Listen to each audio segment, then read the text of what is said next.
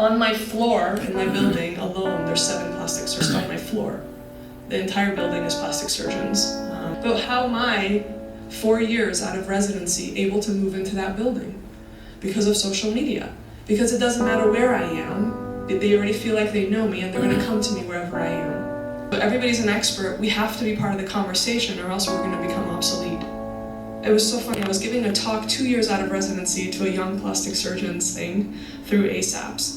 And I was like, you know what, let me Google my name. So I said, let me Google Beverly Hills plastic surgeon. I was #1, 2 years out of residency. Why? How did that happen? In that ... area. It's because of videos. So, and social media. So 50% of SEO is social media.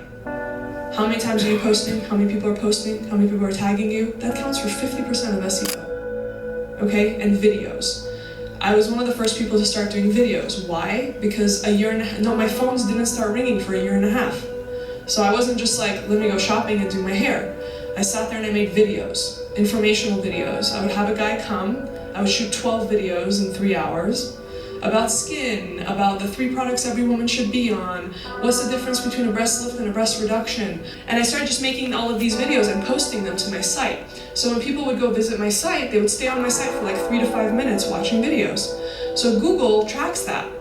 Because if somebody spends a long time on your website, Google assumes they found the answer they were looking for. So you go and you come up. But it will brand you like nothing else. Literally everyone knew my name. And I was 2 years out. Like one of the college girls that worked for me part-time, she went to go get me a birthday cake at Ralph's at the supermarket. And then she wrote, can you write down happy birthday, Dr. Nazarian? And the woman was writing on the cake. She goes, oh, is that the lady on the billboards? Like, everybody knew my name because it was just like crazy branding. The other thing with billboards, radio, don't just do one billboard. It's just a complete waste of money. You need to either go big or don't do it at all, okay? So print media, I highly discourage. I think print is almost dead. But if you're gonna do print, you're either on the cover or you're not doing it, okay?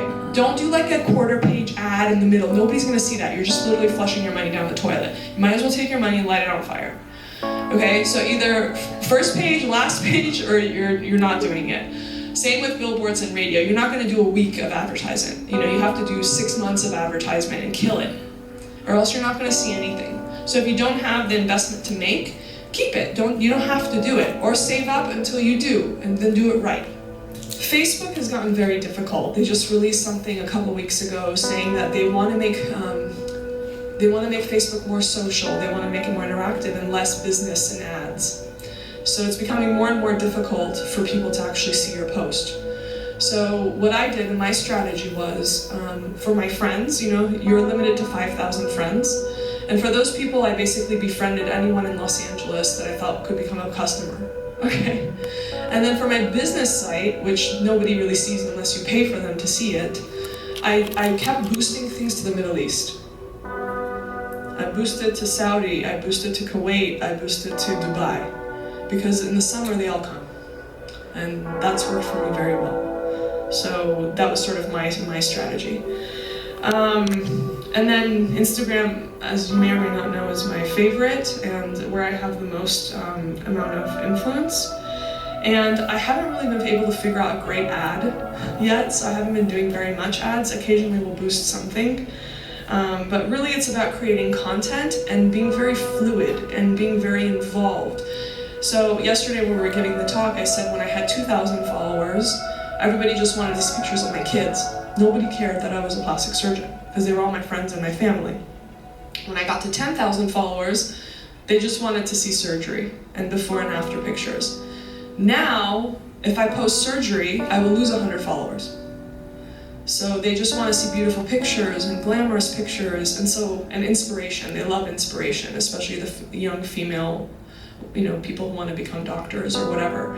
So what I try to do is put a very glamorous photo with a story about me coming here from Iran, or how I came here with nothing and now look at where I live, or something that's inspiring to say you can do it. Say I didn't speak English, I used to have a mustache, things like that. And people love that kind of thing. So being very real, but again, that visual, impact is very, very important.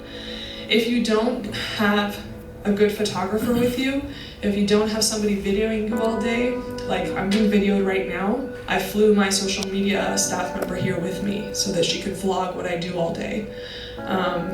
It's very important to create good, edited, fun content, or you will just hit a wall. It's fine, you can get to 10,000 followers or 20 or 30 and then you just stay there. Until you make your feed all look beautiful, until you start getting professional stuff. So you'll sort of plateau at certain levels, and then you have to up your game. And then you have to really look, what are the posts that got me the most engagement? What are the posts that people are commenting on? What are the posts that are making me lose followers? I have a planner that is a day planner, like the first, the second, the third, the fourth, and it has three boxes under each day. In the morning, I write down what my followers were. At noon, I write down what my followers were. Before I go to bed, I write down what my followers were. I mean, it's an illness. I did a giveaway. Before the giveaway started, I was at this many followers, and the person I'm doing the giveaway with was at this many followers. Let me see what my influence is at the same time. I want to see if I'm working. For example, I did a giveaway with Barco uniforms. They make Grey's Anatomy scrubs. So we did a clogs giveaway, the clog shoes that you wear in the operating room.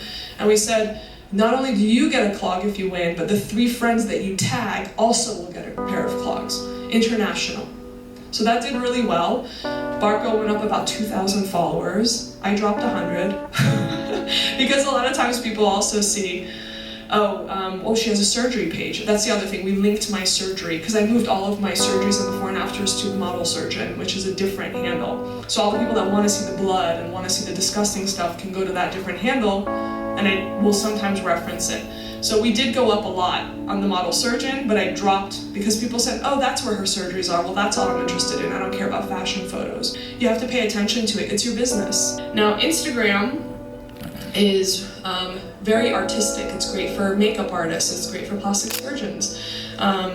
Again, posting before and after pictures is very convincing, but if you only post before and after pictures, how is your account any different from anybody else's account? People want to get to know you, okay? When you're going through medical school, they say write the name of the patient's dog and the name of their kids on the top of the chart so you can connect with them. You don't have to do that anymore, because they walk in and they're like, your trip to Cabo looked amazing. How was Paris? Like, I guarantee you, as soon as I get back, they're gonna be like, those boots that you posted are amazing, So they're already connected with you. You don't have to make that extra effort. Our societies are all working on guidelines, but I think it's kind of like pornography. You know when you see it. It's kind of hard to explain though.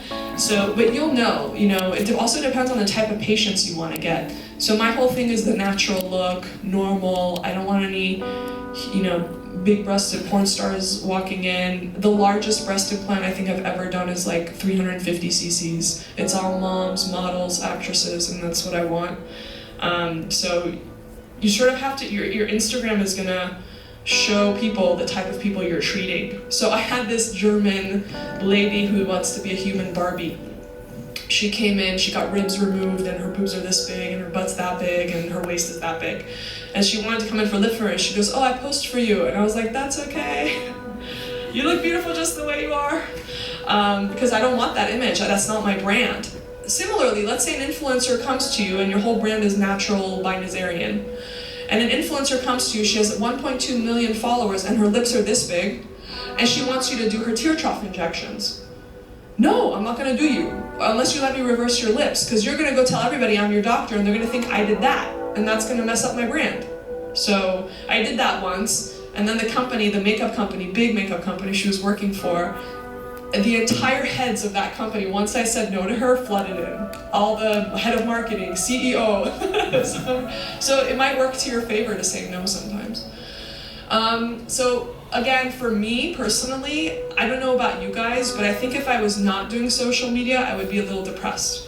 Because I think after you do your 20th buccal fat pad removal and your 50th breast augmentation and your 100th tummy tuck, yes, you're happy to make patients happy, and yes, it is still creative, but not so much. Not as much as it was when you first started. But marketing and social media is constantly changing. It's constantly creative, and it's just another creative outlet for us creative people.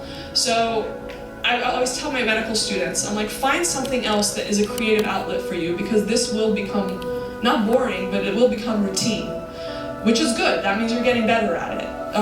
But you need to find something that is always keeping you on your toes and is challenging and is something you can grow, because money is not going to do it, and so you have to have something else.